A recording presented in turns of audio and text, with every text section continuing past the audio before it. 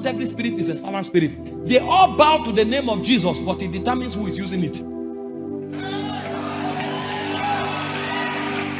It said, at the name of Jesus, every knee shall bow. But who is using that name? When you come and you say in the name of Jesus, they will ask you, do you have the revelation of that name? If you come and you say in the name of Jesus, they will ask you, are you under the authority of that name? You who changed figures of money in your office yesterday and stole 1 million, are you the one now coming to say in the name of Jesus because you are wearing a suit? Don't you know I am a prince? In the realm of princes, we function by the laws of the spirit realm, and you have violated the law, so you don't have the right to call that name. That's how the demonic realm works. If you don't know that these beings have a system and a structure that is regulated by spiritual laws, you will take things for granted. And so when you begin to see the things happening in the world, you will understand the place of priesthood, not just prayer, because priesthood is superior to prayer. Prayer is one of the ways of exercising priesthood, but priesthood is the act of coming under the government of God. And so if you are not under the government of God, you may carry the name of Jesus because you went to a Bible school and you will call it and have cancer. They bow to the authority of that name, but they want to know who is using it.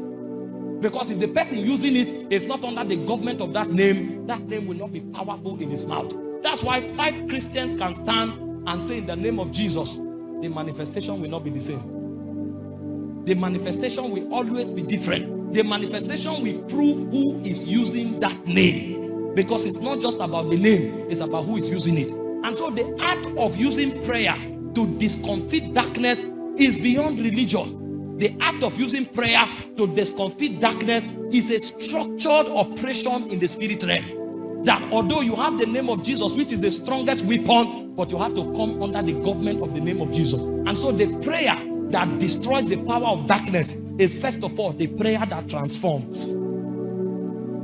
That's why we are talking prayer in this matter.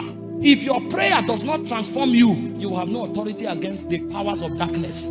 Please make no mistakes about it. There is a move of prayer currently going on, and people think prayer is about volume and about posture. And so you find young people praying and shouting because they sweated and their suit is wet. They think it's power. Sweat is not power. Sweat is not power. Make no mistakes about it.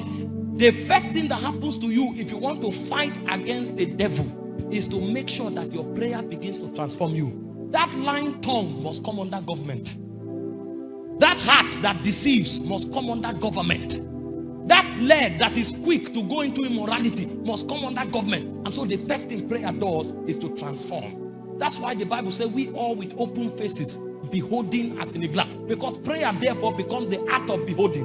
The more you behold the glory, the more your own life is edited. Jeremiah 33 verse 3 says, ask of me, I will answer. But I don't stop by answering. He said, I will show you great and mighty things that you know not of. So the moment the man begins to pray, what God does is that he opens the theater of the spirit realm.